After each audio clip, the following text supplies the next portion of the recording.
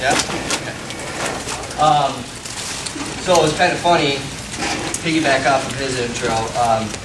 The last time I was here, I wasn't familiar with the property when I saw the address, but as soon as I pulled in, I realized the last time I was here was probably about 16 years ago when I was still a laborer in the field, laying masonite down on the lobby floors in the middle of the night for a project we had going on. So, kind of fun to be here now doing this. We got a lot to cover in a small amount of time because obviously with each topic we discuss, we could probably go on for an hour elaborating on things. So I'm going to try to keep it abbreviated as best as possible. One thing you all will remember when you leave here today is that I don't do a lot of public speaking.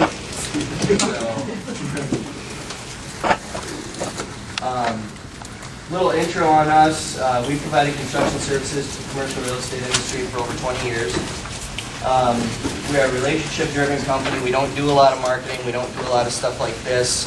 It's all repeat referral business from brokers, property managers, and the tenants we work with. I do want to kind of highlight this one here, that we excel at understanding that complexity that exists between the relationships of an architect, broker, property manager, and tenant. We kind of look at every project like we have 4 clients at one time that we're trying to balance out those relationships. We walk a fine line when we're walking through a vacancy, trying to protect all the parties from unforeseen conditions and things that we see coming up, but without disrupting the whole process of getting a lease deal done. So our team of project managers have had a lot of practice in doing that, and we'd like to consider ourselves experts at it. Combined, we bring over 200 years of construction experience within our company. I think it's actually closer to 250.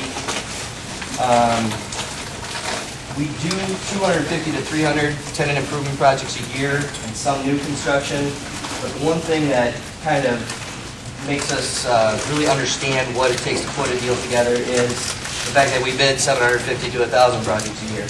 Some of those projects we lose to competition, some of those projects never happen, or some of those projects get bid out at 6 different properties. So we're exposed to a lot of different projects throughout the year.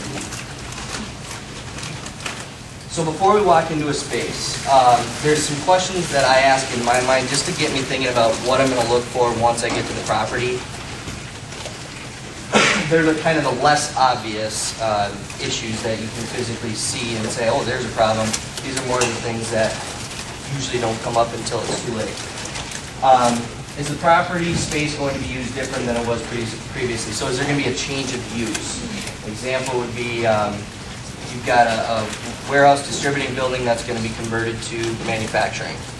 The risk involved is, additional scrutiny from the governing agencies when it comes time to apply for your permits.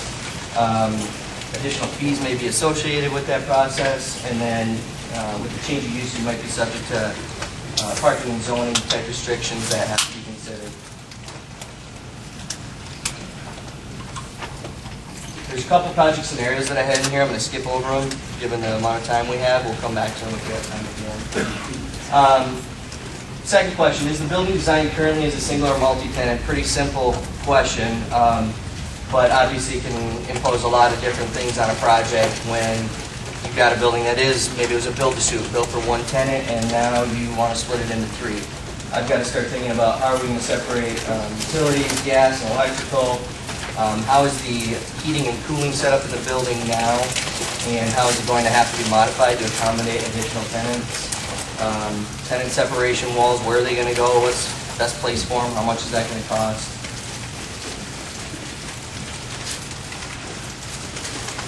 Is the building older than 20 years old? Has it been vacated for several years, or has it been more than 10 years since there's been any construction or permits pulled in the property? Don't get me wrong, I love working in an older building. It's very satisfying at the end of the day when you take an old tired product and make it fresh, shiny, and new. But there are some additional risks that are involved with those properties. There's a higher chance that code upgrades and ADA upgrades, which I'm going to get into a little bit more detail later here, will be required on the project. Your mechanical equipment, your parking lots, and your roof, when they're brand new and if they're of really good quality and very well maintained, they say the useful life on those is about 20 years. So if you've got a building that's getting to be 20 years or older than 20 years, you might want to be asking about those systems. There's an increased chance that you might run into hazardous materials like asbestos, lead, mold. As time goes on, we're seeing less of that. We probably run into it a dozen times a year or so, as those products are phased out of buildings and property owners are more diligent at removing them from the property. And then the last point on there is you go into an old building that's had 20 different renovations and 100 different tenants in it, and you find that you've got finishes installed over finishes, you got vinyl wall covering on walls that's painted over, all these little surprises that you want to be looking for when you are going into an older building.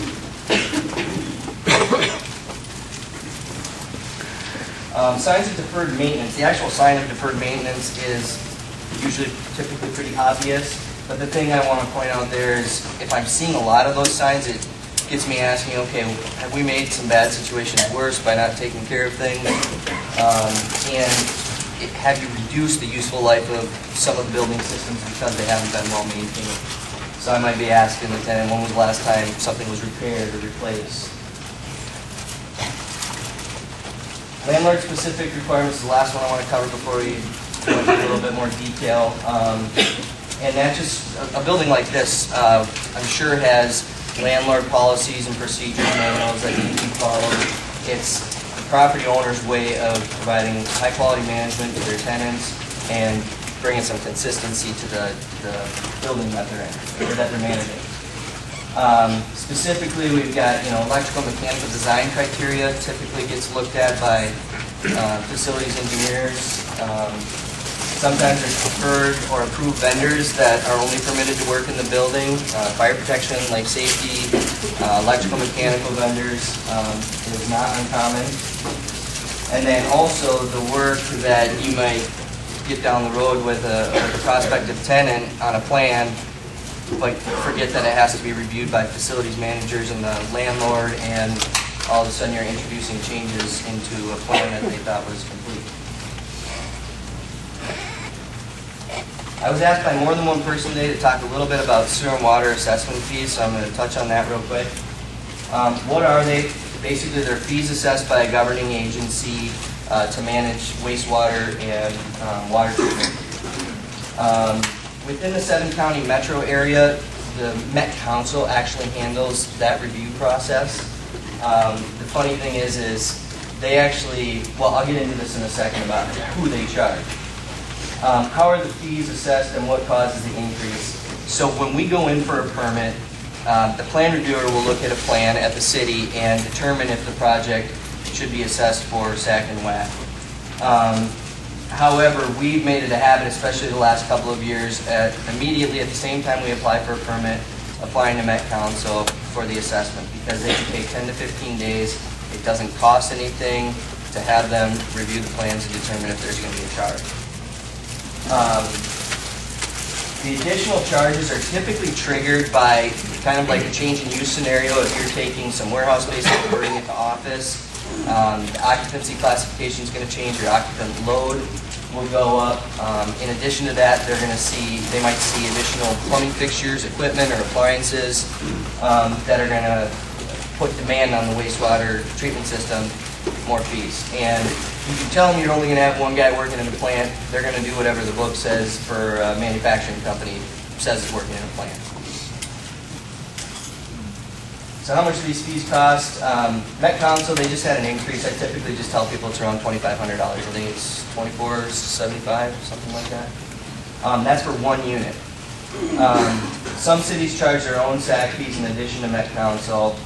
We've seen that range from anywhere from $100 to $4,000. Now that can be in addition to Met Council. You get outside of the 7-county area, then you're probably looking at smaller fees, and it's just the city applying them. But in the 7-county metro area, you got to consider you could get hit by both the city and Met Council. Just to give a recent example, we had converted a 5,600 square foot Frank's Nursery to a salon. How much was that project roughly, Jeff? 5? About 4 1/4. 4 1/4. We had $48,000 in fees assessed. 10% of the project. Who pays for these fees? This is where I was going to go before. The city technically pays Met Council for the fees. So when you go to pick up your permit from the city and you fall on the floor because they show you the bill, there's a good chance you had an assessment done and they charge you different or additional credits. But then ultimately, it's the permit applicant or whoever's going to acquire the permit that pays for it. Whether that's the landlord or the tenant, that's to be discussed in the lease, I suppose. More often than not, if a building is going through a conversion where they want to permanently change the use, we'll see landlords pick it up, but if a tenant comes in with a specific use and that caused the increase, the tenant's on the hook. What if I've already paid SAC and WAC fees? So a lot of people say, well, we just did this 5 years ago or 10 years ago, we paid these fees. The assessment of the fees are accrued to the property as credits, and they're supposed to always be applied to that PID number, the property identification number. So if you do have future construction and an additional assessment, they'll look at what had been previously charged to that PID number. To give an example of a credit where you're not being charged, you'll have Met Council will, right here, charge you 4 SACs, let's just say, but the owner, the property owner had already paid 5. So the PID shows that 5 credits have been made. There's actually a negative SAC unit owed. You don't get a credit or a refund for it, but it stays there with the property as a credit. The charge example is more obvious, where you've got 5 units assessed by Met Council or the city. The PID already shows that 4 have been paid. Now you only owe 1 SAC unit, $2,500, and whatever the city wants to charge to that. Go ahead. What is 1 unit defined as? 1 unit, it varies depending on the type of occupancy, but what they'll do is, if you have 10,000 square feet of office space, they're going to take that, they're going to look at their book, determine what the occupant load is, what the fixture count is, and then assess it. So, do you know what the square footage is for office architecture from? Is it 3,000 square feet? Yeah, for retail, 3,000. 3,000 square feet? So they might charge you 1 unit for every 3,000 square feet. The thing I point out is we have been very successful if we go in and very carefully dispute charges with Met Council or the city, but usually what that requires is proof that credits have been paid in the past, unless you really trust the government's record keeping. So I always tell property owners, when I get the Met Council assessment, I send that to them in an email and say, hang on to this, because you're going to need it someday. That's pretty much SAC and WAC. Any questions on that? All right. MEP is an abbreviation we use. It refers to mechanical, electrical, plumbing systems in a building. I want to cover that real quick just because every building is going to have these things. They might be installed differently. They may function differently. But these are kind of key components that you might need to know if a tenant comes out of the space and says, where's my electrical service or where's my water service coming into? We'll start with fire protection. What we've got here is domestic water supply comes in from the city's utility outside of the building. And at that point, it's called an exterior utility. From here, the plumber picks it up, and it comes into a T here. Off the T is your domestic water line that we'll get into in a second. And here's your fire riser assembly. That could be configured in a bunch of different ways. But come into a room, you see a lot of valves like that going on, you're probably in the right spot. From there, water gets distributed through the branch lines, or main lines and branch lines. 2 types of heads. You got your fully recessed with a cap head, and then you've got semi-recessed. Both of these are an instance where it's centered in the tile, which does add a little bit of cost. Looks a lot nicer. Here, semi-recessed. Looks like they got a combination of centered and not. Sometimes you can't center them based on where ductwork and things are laying out. Plumbing, so same picture here, but now we're going to take it right off that flange, and we're at the domestic water meter. That distributes your water to your appliances, your hot water heaters, your sinks, toilets. From there, any waste that's created goes down the sanitary sewer. There's 2 types of sewers we're going to talk about, sanitary and storm. The sanitary gets really tricky, especially when you're in a slab-on-grade building. There's nothing but dirt below you, and you don't have drawings that show where the piping was installed. One thing that we'll look for when we're trying to figure that out is a clean-out cover. It looks like this. Floor drains, good chance that most of those points lead to a sanitary sewer. If you can't find that anywhere, you may have to run a camera, and I'm talking in a scenario where you need to add plumbing where there's not and run a camera down, find out where it goes, and it's very common to have to cut a trench in the nice concrete slab, install your additional waste line, patch it back up, and it can get costly. If it's a 60-foot run, I mean, you might be looking at $5,000. So now this is the plumbing stormwater. What we've got here is just an interior roof drain. The roof slopes the water, to get the water to drain to the roof drain here, comes down the drain leader. In this case, the rain leader pokes out above grade on the building, dumps the water out on the site. Water drains from there into catch basins, manholes, city storm. There's also a condition where you'll see these run through the floor. Below the slab, they hook up with a below-ground stormwater sewer, and then out to the utility. Nowadays, it is getting more common to see these, rather than being connected to city stormwater system, they're having to manage that water on their site and retention on their rain guard. So HVAC, heating, ventilation, air conditioning. This is the exterior, pretty much what exists on the exterior. You got, just like the plumbing, you got the utility provider comes in with their gas line. They oftentimes will provide the gas meters and the tree here that we're looking at. You can see here we've got 1, 2, 3, 4 meters on this system. Not guaranteed, but you can assume that there's 4 different tenants, or at least 4 different bills being paid in this building based on those meters. From there, your gas goes either into the building, sometimes goes up over the roof. Either way, it's feeding your rooftop units, other gas appliances, unit heaters. And this here is the rooftop unit that sits up on your roof, delivers hot and cold air to your space. This one actually has some hail damage that should be repaired, by how dimpled up it is. In any event, in a building like this, it's going to be a little different scenario where you're going to have a much larger air handling unit on the roof or on the ground in a penthouse that gets distributed down to smaller control units that will heat and cool and distribute the air in more zones than what a rooftop unit can provide. So from here, I'm going to give you a look at underneath that rooftop unit. We're now inside the space, looking up. You've got your supply air that comes out like this, shoots out to a supply diffuser, air circulates through your return air grill, back up through your ceiling plenum and into here.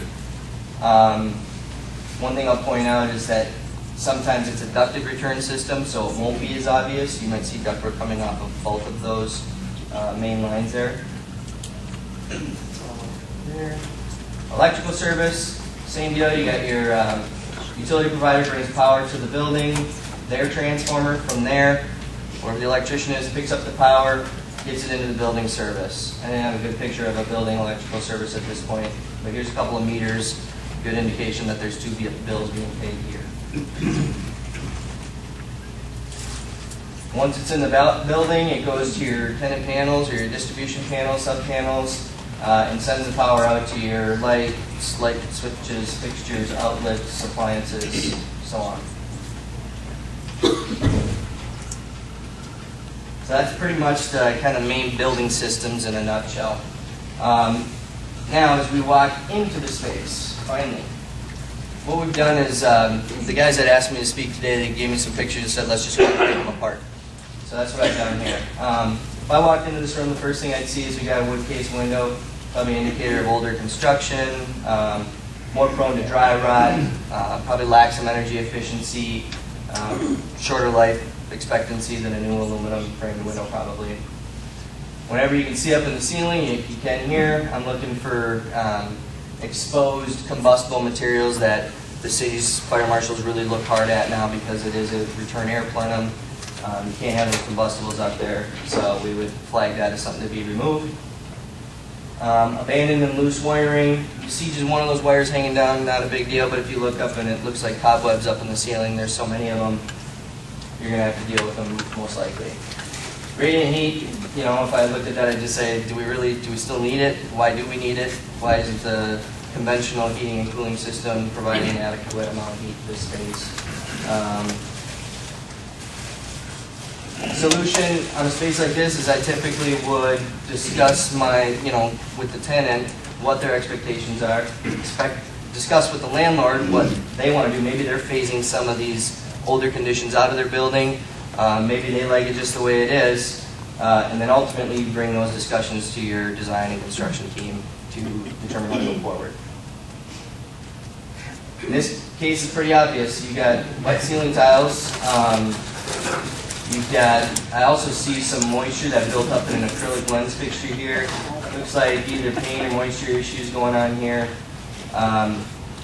You got to find out where the water's coming from. Usually you get into a space like this, it's already been resolved. This is obviously an indication of a much more severe, probably a major roof leak or a burst pipe. But you get into some issues where you just walk in and you see a little drip line or something. That's not necessarily a roof leak. That could be caused by condensating ductwork, a slow leaking pipe, cold water lines, compressed air lines. Those can all condensate in a return air funnel. The solution obviously is to figure out where it's coming from, make sure it's stopped. You will want to look around when you see something that's this severe and kind of ask yourself, is there mold, mildew issues going on in the walls that I need to be concerned about? Whose responsibility is it to take care of it? So on and so forth. And of course, remove any damaged finishes due to the moisture issue. Not the best picture. What we're trying to illustrate here is what we look at when we're looking at a concrete slab on grade. Something as simple as this little spalling here most likely is due to high traffic forklift area. But I also want to talk when we're looking for cracks in the floor to see what kind of cracking is occurring. You got cracks like this where we'll typically say if it's smaller than a credit card, you can get your credit card in there and they're flush across the top. You can kind of feel them when you rub your foot over them. Probably just a normal shrinkage crack that occurs in a building. But if you've got something that's opened up quite a bit larger than a credit card and there's a variation in height, it would cause me to be saying, what settled here, what moved, is it done moving, is it still moving, before I go forward and look at repairs for it. This situation here, I always recommend if a tenant's got someone that's got like a speed bay where they're going to be using a lot of forklift traffic in there, to seal all these joints with a high quality sealer, remove anything that's chipped away. Otherwise, this problem will continue to just grow down these lines, get more and more expensive to repair. Cracks like this, the solution all comes down to what's caused it. Might be as simple as it settled 20 years ago, you grind it down so it's smoother and fill the crack. This one should be pretty obvious. Daylighting is great when it comes from the windows, not good when it's coming from areas like this. But all simple stuff to take care of, but it's stuff that if you don't look for it, all of a sudden you got little extras going on because the contractor wasn't diligent and didn't bring them to everyone's attention. Having these increases your risk for moisture infiltration, insect, rodent infiltration, reduces your indoor air quality, energy efficiency. Solutions, seal the holes. Cost for a new man door. By the way, disclaimer here. You guys asked me to do this, asked me to put some costs in there. I've thrown very generalized numbers, so you'll see a few pop up in here. All depends on how many, when it needs to be done, and all that good stuff. But cost for sealing a new man door, a couple $100. Overhead doors like this, $400 if you're doing one, gets less if you're doing a bunch of them. Okay, this issue is a little bit trickier, but I definitely want to bring it up because we've dealt with it a number of times over the years. What I'm looking at here is just a 12-inch by 12-inch standard vinyl composition tile. You see it in break rooms, storage rooms. But what I also see is this white powdery stuff coming up through the cracks. To me, that's usually an indication that they call it efflorescence. It's where moisture is forcing salts, crystallized salts up through the concrete slab, and they're just escaping, finding any way to get up that they can get. But it's usually an indicator that there's enough moisture in the slab to be doing that, and creates complications when it comes time to put new floor finishes in. Again, this is more of a concern on a slab-on-grade building. Once you're up off that first floor, much less of a concern, unless you're looking at exterior walls, because the same condition can apply on a masonry, inside of a masonry wall. So I'd like to find out, what is the source of moisture? Is there a pipe leaking below ground? Is it just the natural moisture that was in the concrete trying to breathe? Is there hydrostatic pressure pushing moisture up through the floor? But a high amount, each manufacturer has tolerances with their adhesive, how wet the concrete can be. If it's higher than their tolerance, they're not going to warranty this product when it starts to fail on you. The biggest issue with this is a lot of times you don't know it's an issue until after the product's in, your tenants moved in, and all of a sudden they're seeing this condition occur. All of a sudden now, to fix this problem, you're moving cubicles or furniture, tenants inconvenienced. I always recommend, if it's at all suspect, spend a couple $100 to get some tests taken. The tests are just for that moment in time. Tests can vary throughout the seasons, but at least you know at that point in time when the product was installed, the moisture tests were within tolerances. If they're not in tolerance, the main solution we've been seeing lately, and I call it liquid gold because it's so expensive, is to apply a surface vapor barrier over the concrete floor. Don't even know a whole lot about it other than it must create enough bonding there where you can apply your new finishes to it. If you're seeing the condition on an exterior masonry wall, which is probably more common, typically that means the block was saturated at some point in time, salts have come out. Usually, if it hasn't been done already, the building could use a good seal coat on the outside, repaint it with a high quality sealer. Vinyl wall covering, swear word to a lot of property managers these days. A lot of property managers prohibit it, especially when it comes to insulation on their perimeter walls. It's a red flag to me because usually a tenant coming in isn't going to want the vinyl wall covering. If they do want it, we're going to have to fix areas like this, which is hard to estimate and figure. But when they don't want it, you end up spending a ton of money to remove it and then skim coating the walls to make them ready for new paint. In addition, when you see it on the exterior like this, because it's on a building exterior, the envelope, if it's allowed any moisture to infiltrate, it gets trapped between the layer of sheetrock and your vinyl wall covering and harbors that growth from mold and mildew. And as soon as you start to remove it, it becomes a concern. A lot of times demolition contractors will step away and say you need to have someone come in and a certified contractor abate the moldy product out of there. Again, a lot of landlords have been just so diligent on either not allowing that or resolving these issues over the years. The cost to skim coat, space has got a bunch of walls in it with vinyl wall covering. I say $1 to $2 a square foot, but that's a square foot of wall area, not floor area. So that number can really add up in a hurry. Plus, it adds time to the project. Pretty much discuss the solutions. If there is mold or mildew, I would discuss that with your leasing agent or whoever is representing you as to how to move forward. Okay, this is another floor prep slash hazardous material situation where that looks kind of like standard 12-inch by 12-inch tiles, but they're actually 9-inch by 9-inch tiles. You can also see the presence of black adhesive. Typically, the two of them together is almost a guarantee that the product that was installed back then had asbestos, and we'll be required to test it. If it tests out that it's got a higher threshold, I think it's like 7% asbestos, then again we have to have a certified abatement contractor come in, pull it out of there. I typically tell people that it doubles the cost of the floor removal. So if you're paying, $4,000 to remove a floor, it might cost $8,000 if it's got this asbestos in it.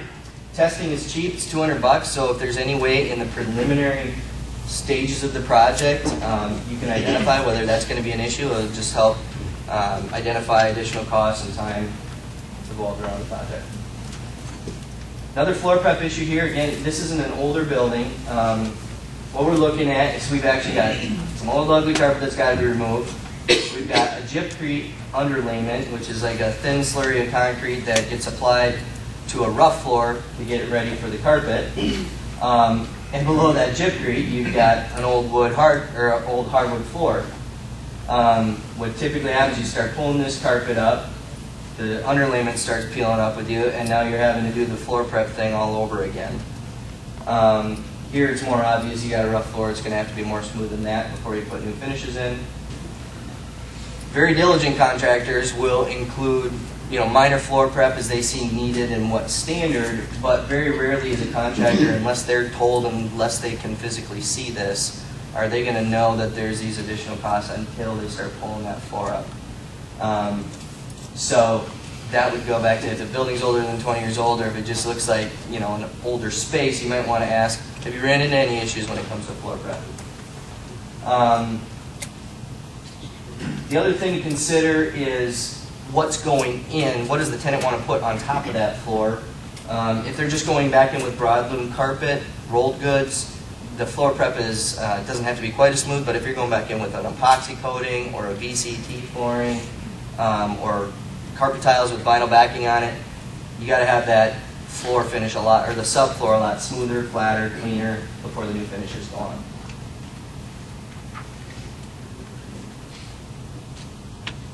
Real quick, if this is identified, it's always helpful to bring a general contractor on early. You don't have to sign a contract with them, but just say, hey, you tell us what's going on, what you think this might cost to remove. Because to try to guess at it if you don't have any experience is really difficult. I want to circle back here at the end of our interior slides on the ADA, Americans with Disability Act. A lot of people ask about this, but basically all projects are going to be subject to review and make sure that they're complying with ADA codes. And they can say that typically up to 20% of the total construction costs need to be allocated towards ADA upgrades. So if you've got a $100,000 project, they could be saying you've got to put $20,000 into your ADA upgrades before you do anything else. Architects are nowadays very diligent at making sure they identify that up front. If you're building and you just built out last year and everything was to code, you don't have to worry about it, but if you're getting out there 3, 4, or 5 years, it might be something you want to check or ask the architect about. Yes, sir? What about the case where you might be taking a single tenant building, moving it multi-tenant, and you're doing something rather insubstantial to the exterior, adding a canopy over an entrance, an awning, maybe you're punching a couple of columns through some sidewalk panel. Where is the trigger and who has the jurisdiction to decide whether or not now your entire parking lot and or sidewalks have to be brought into compliance? That is a really good question.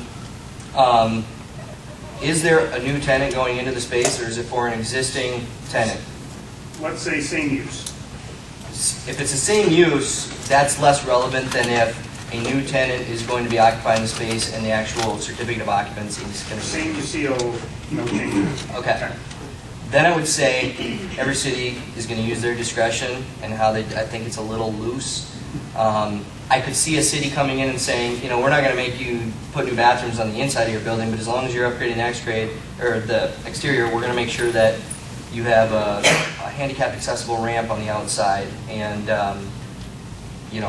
the front entry doors you're going to have to change the hardware on them so they meet ADA requirements. More concerned about a trigger that's suddenly a parking lot that's got a 10% slope on it, it's got to be flattened out for $500,000 or something. Usually pull from, but they won't make you spend more than the 20% allocated. So, BDH and Young up here is architectural firm commenting on the fact that they can't make you do more than 20% into these upgrades. So, if your project's $50,000, they can't make you spend $20,000 to do the ADA upgrades, but they can make you spend $10,000. The trigger, as I mentioned, the process of applying for a permit. And so if you got the permit and got your inspector signed up, we've already actually done the project, but I got folks squawking about, oh, well, you didn't do X, Y, and Z. Got the permit, inspector signed off on it. I mean, other than third-party lawsuit, who the hell cares? That's an instance where I think if you use the most stringent interpretation of how the code reads, you're going to find out that you have to do these things. But I do believe a lot of cities use their own discretion. Maybe they're more business friendly, maybe they're too busy to care, that won't look at it that way. That's a tough question, But the city's got the jurisdiction. ultimately, yeah. Okay. Thank you. So the most common upgrades we see enforced, and I think the architect kind of starts looking for these things if they know there's going to be some ADA issues, is right when you walk into the building, you got modifications, adjustments to your storefronts, installation of pedestrian wheelchair ramps at exits and entrances that can really add up in a hurry. Upgrading restrooms if the bathroom doesn't look twice as big as it needs to be. It's probably not compliant. It's kind of my rule of thumb. Upgrade drinking fountains, sink elevations to make sure they're accessible to people in wheelchairs. And then upgrades to door hardware, like doorknobs don't fly anymore. You gotta have lever sets. So I'm kind of looking for these things when I'm walking through a space. I think what will typically happen is based on what the construction budget is, let's say you're only being required to spend $2,000 in ADA upgrades, architect's probably going to be looking at stuff like what do I have to do in the restroom, raising the sink up, or maybe it's just swapping out some hardware. But if you got to fill $50,000 worth of your budget with that, ADA ramps, elevators, what have you. So just to clarify, so if you have a $100,000 budget, then the city can't make you spend any more than 20 at ADA, even though they may have identified $60,000 worth of stuff that they could do. That's how the code reads. Huh. So whose choice is it which of the things that you do if you can't? Typically, I would say it's a property owner. There's a priority list from the Minnesota State Building Code that they list the priority. So Starts from the outside in, curb cuts, entrances.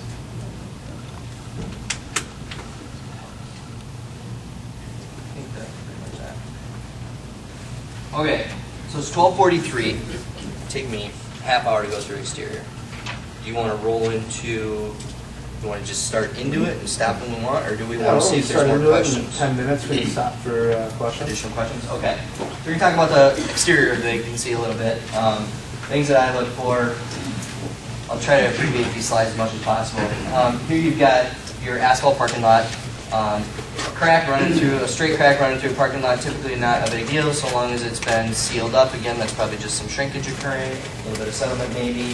But when you don't seal that crack up, or when you don't fix a grading issue where you have water ponding on the site, you end up with this alligatoring or spider webbing effect. And I kind of like to think of it as you don't get that little ding on your windshield fixed, it's going to eventually, same thing here.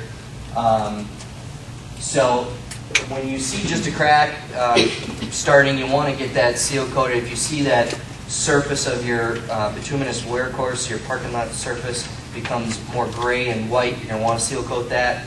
The more gray and white it becomes, the more water is allowed to come and saturate the subgrade.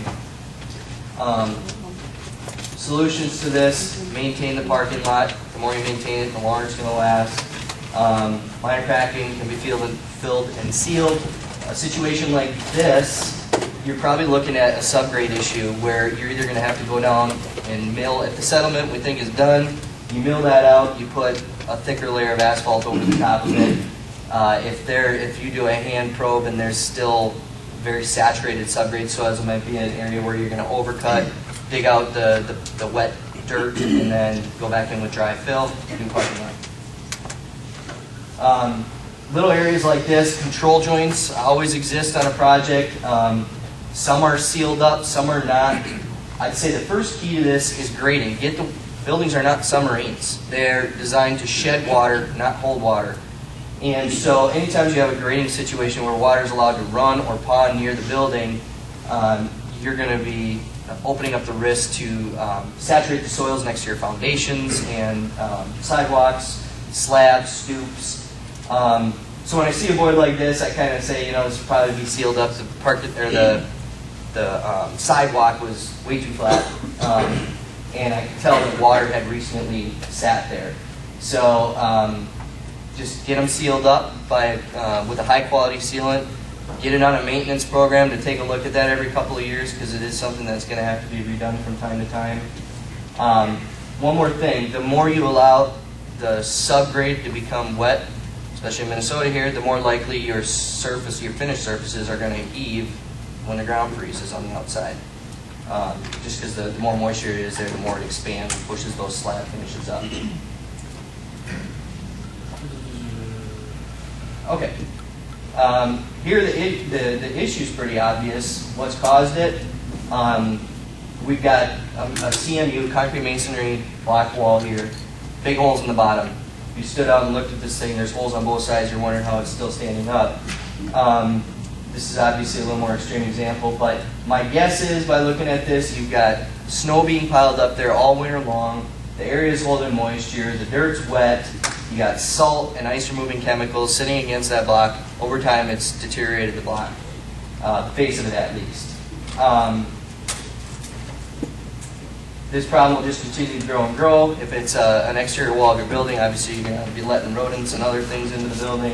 In this case, this was just a trash enclosure wall.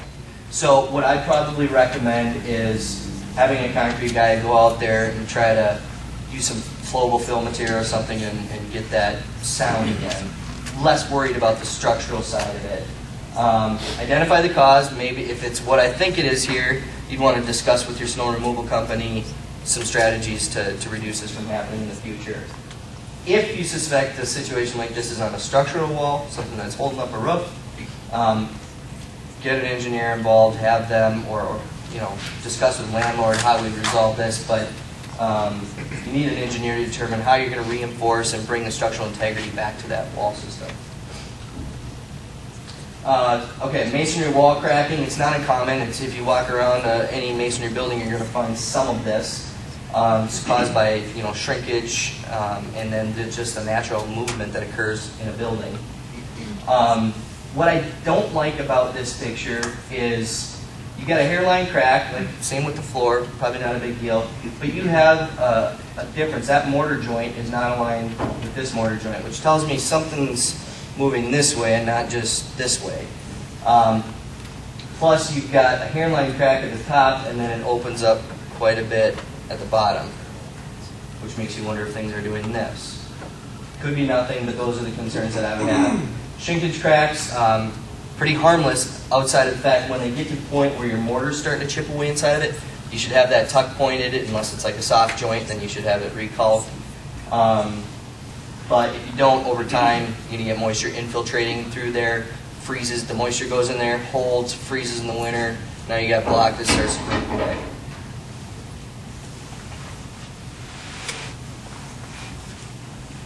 Again, just like the other masonry wall, if you do suspect it's a structural issue, get an engineer involved. A roof, obviously an older roof.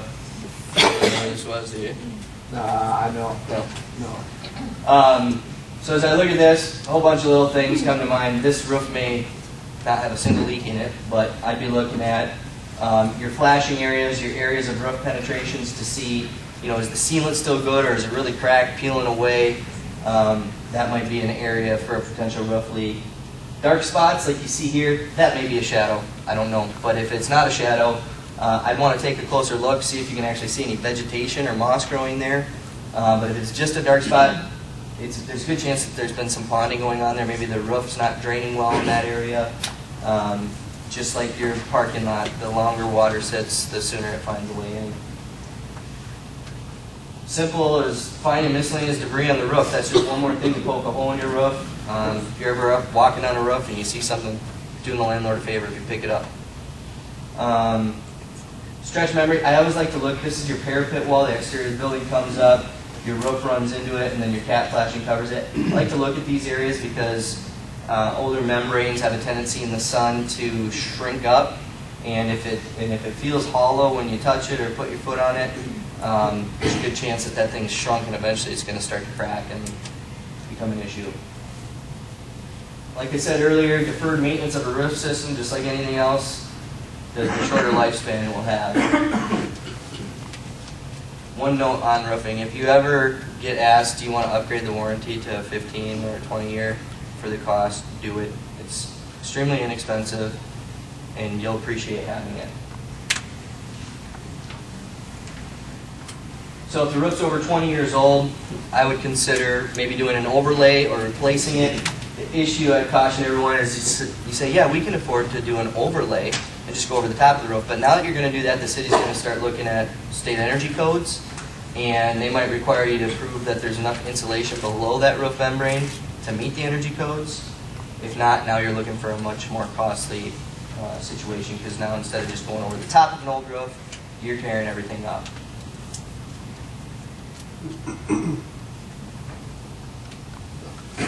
Burn through those quick.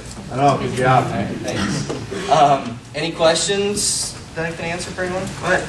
You spend a couple minutes comparing and contrasting BAV boxes to heat pump system, red flags to look for, problems that you see frequently. That is a really good question. Brian or Jeff, what are you smiling about? Can you comment to that at all? Did you hear the question? The difference between VAV boxes, pros and cons between VAV boxes versus a heat pump issue. I'm thinking like Bridgewater Bank that we did downtown. That was heat pumps, wasn't it? Or was that VAV boxes?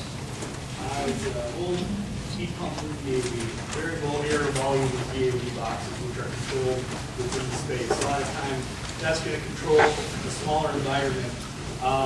Heat pumps are used in probably, I won't say older, but you don't see them as often. You see them in older buildings where the heat pump service, once they start going bad, one thing about the VAV boxes, in comparison to heat pumps, it's easier and cheaper to replace and repair once the heat pump goes. It's really tough to monitor and upgrade that. So if you're asking me personally, I would rather have, if I'm a tenant, VAV boxes. It depends on the heat. With cool only, with the reheat coil within there, which will heat the space. Typically the cost, I suppose, could be up to like $7,000 for the new one after the material labor swap out. That was the VAV or the heat pump? The VAV. Okay. The cooling only is maybe like $3,500. The Okay. heat pump, if you're looking at that, you're probably talking twice as much of that, depending on the size. A lot of the buildings with the larger systems, the heat pumps that run that can be astronomically larger, but those are maintained at a much higher volume. But for private tenant use, I would probably recommend if you see any old heat pumps, ask the building what their standard is, because a lot of times they end up with new tenants come in there swapping out to the VAV boxes. That's the trend, is people switching over to the VAVs? Yeah, when you can, because you Yep. can ban it on too, you know. Okay. Dealing with the project over this 6-in-1 tower where we're replacing, there's like 4 old heat pumps, they don't use it. Yep. What they used it for in the past was when they ran second shift, and the building's energy management system shut down at 7 o'clock. So they wanted to have the heat pumps run constantly after that. Now the building doesn't encourage that, they want to do everything and pay a little extra for the energy management system to monitor and to run that system. So with the VAV boxes, you have one of your own control. It's ultimately cheaper and probably more cost effective for the end user, I would say. Again, that's probably, there's always exceptions to the rule, but that's probably what I see most of. I'm going to zap you with my laser. That was a great answer. Thanks for putting me on the spot. You're welcome. I don't know if that answered your question. If it doesn't, give us a call and we'll help answer your questions for you. Anything else? Other questions? I got a question, actually. So somebody takes on, from the brokerage side, takes on a new building, and before they bring a group to tour it, they want to know, they kind of want to prepare themselves.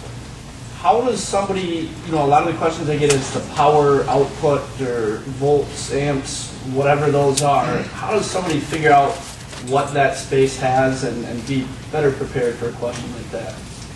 They call you, the building owner, or There's a couple different ways to go about doing it. I've been asked by so many times by brokers, what's available at the building? And then I open up the other leasing agent's packet, and on the first page it'll say 2,000 amps. It's like, here it is. But for me to just look and determine what size the service is, I even struggle with that. Usually I'll bring my electrician over with me and say, what do we have going on here? Most landlords, property owners, with a little bit of research, will be able to quickly tell you what is going on in the building. That helps you with the identifying what's their part of it.